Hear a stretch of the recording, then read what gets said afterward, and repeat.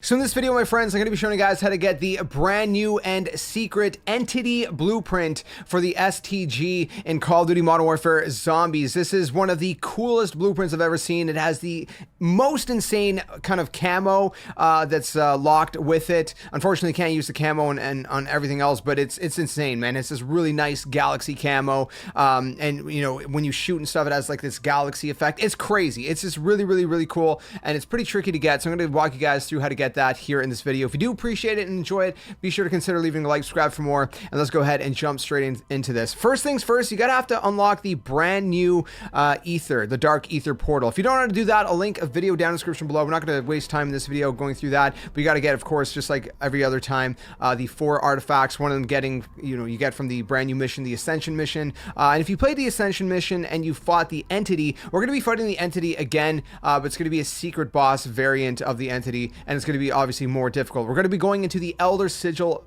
version of this portal. So once you've unlocked the portal, you're going to also want an Elder Sigil. To get Elder Sigils, you're going to actually want to go into any kind of Dark Aether portal and do some contracts in there. It could be the normal sigil variant. If you don't know how to get normal sigils, you basically do tier 3 bounties in the main map, and they have a chance to drop a sigil. Then you just activate it on the portal. You go in, you do contracts in the Dark Aether. It could be any of the Dark Aether portals, and again, the reward rifts in the normal sigil variants have a chance of dropping an Elder Sigil, and that's how you're going to do that. And then you're going to go to the opposite side of the portal, and that's where you're going to interact to pop in the Elder Sigil variant. So before we actually do that, though, you're going to want to be set up. You're going to want to get a lot of good stuff. Obviously, you're going to want gold weapons. If you don't have a gold Aether tool, obviously you're going to want to get a wall buy in the tier 3 zone. It costs an extra 5,000, but it is what it is.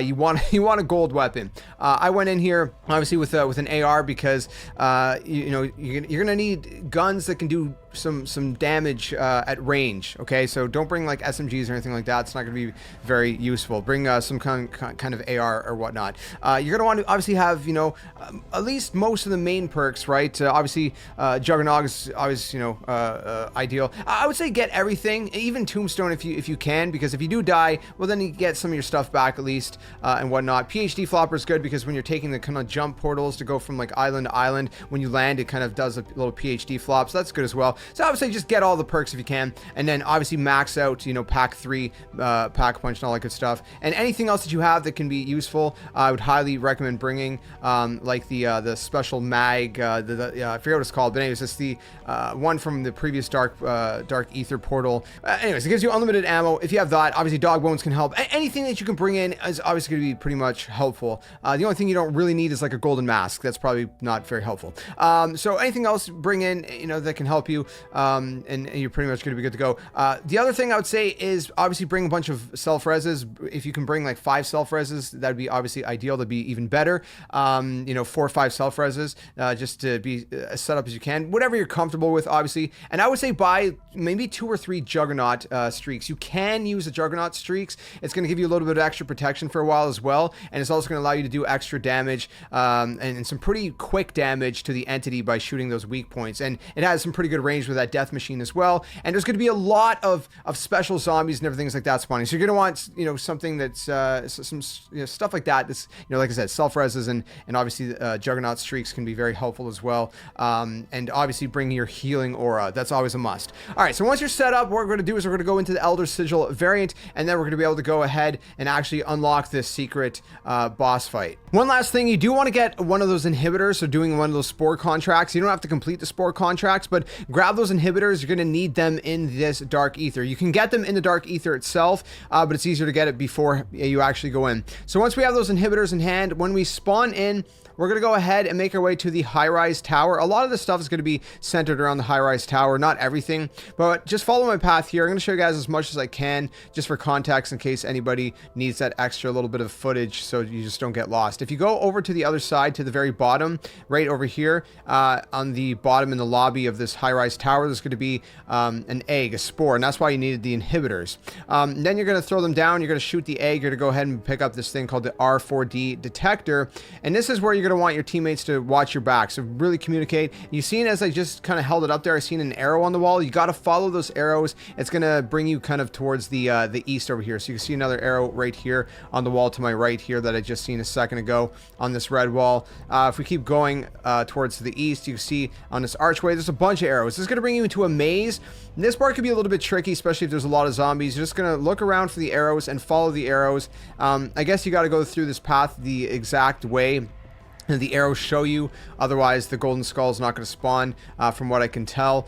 You can try to skip ahead to the end and see if it spawns for you if you want, but I looked at it from a distance one game that I was in, and it just wasn't working. Anyway, so thankfully this run right here wasn't a lot of zombies around me. I was able to get, you know, at least some decent, you know, footage for you guys, so you can actually see the path. Again, just kind of keep holding it up and look around for those arrows. Besides this mimic that just made me do a 180, I do apologize about that, but this was the last arrow right here. It's going to bring me out here, and then after we get through this archway, there's going to be a little golden skull that spawns right on this little spot here. Pick up the golden skull. Now what we're going to do is head back to the high-rise building. So we're going to go back actually to where the spore was. Let me just skip over there. So going from where the spore is, we're going to look for this wall right here. It says tower. I don't know what it says beyond that. We're going to go through these doors. There's a golden whale in here. Now, if you have a scorcher cannon, you can just kind of, you know, scorcher cannon up. If you don't, like I didn't, head up these stairs, skip the first door, so we're not going through that door.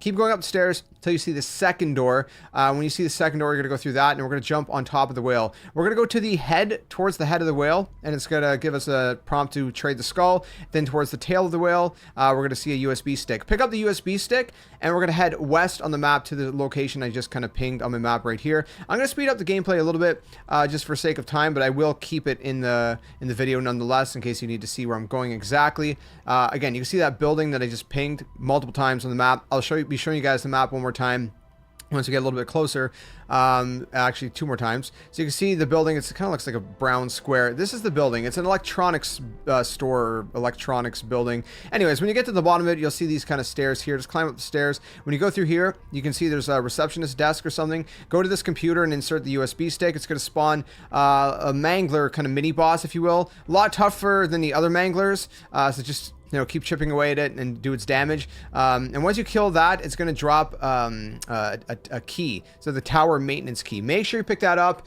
Unfortunately, one of my games, it either bugged or I don't know what happened. But anyways, just pick it up, and we're going to head back to the high rise. Again, you got to pick up that key. We're ready to actually go into the boss fight itself. So this is what we're going to be doing. We're going to be going back. I'm going to show you the path, again, in case you don't have a scorcher cannon, then we can just kind of go here. So when you get over here across the bridge, you can see a zip line. It's going to bring you up to this rooftop. From here, it's just pretty much self-explanatory, but again, for anyone who needs the extra footage and context, I'll show you. Just kind of hop onto these things that are kind of rotating around. You wait for this bus here. It's going to rotate around, bring you to the rooftop. Very simple to do. And that's pretty much it. So once we get to the rooftop, there's going to be this building to my left. We're going to unlock the door right here. To the left and to the right, there's going to be weapon cases. One's for the VR11, one's for the Scorcher cannon, which I completely missed. I thought I'd picked up the Scorcher cannon one. I picked up the VR11 one. So you're going to have 2 wonder weapons.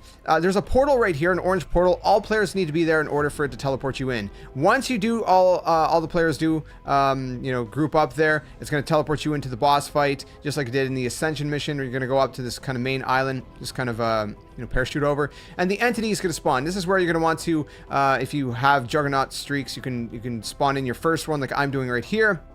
And you're just going to start doing damage on those weak points that you see on the entity. There's going to be a bunch of, first of all, the lasers of the entities shooting is a lot more powerful than the Ascension mission. There's, of course, a lot more special enemies. There's a lot more mimics and manglers and stuff. Obviously, all the enemies are more tough.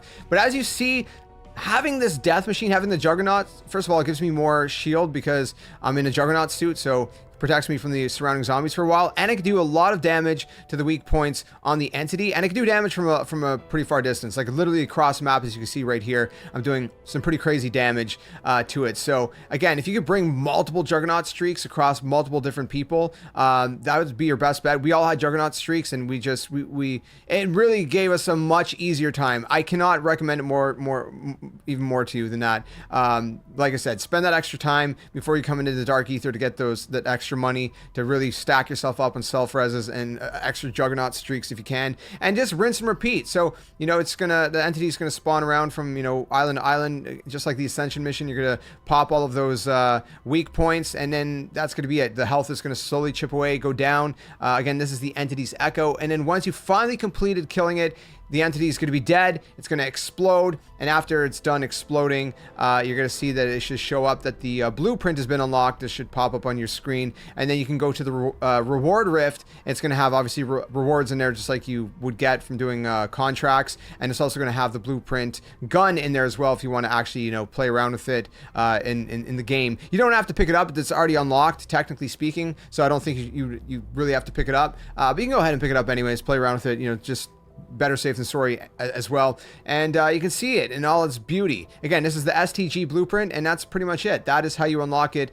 in Modern Warfare Zombies. Let me know if you have any questions down in the comments below. Otherwise, if you found this video useful, consider leaving a like, subscribe for more, and thanks so much for watching. I'll see you guys soon in another one. Tell them your friends, game on, and enjoy. See you guys later. Hey you! What are you doing? Join the Skeleton Army! Do it today! Don't wait till tomorrow, because tomorrow might never come. The Earth is gonna fade, that's inevitable. The next second of your life's not even promised, so you better think about where you're going, and you might as well just join the Skeleton Army. Plus, we do kind of like you a little bit, so it'd be nice to see you around here. But if you don't want to, hey, your loss. See you later.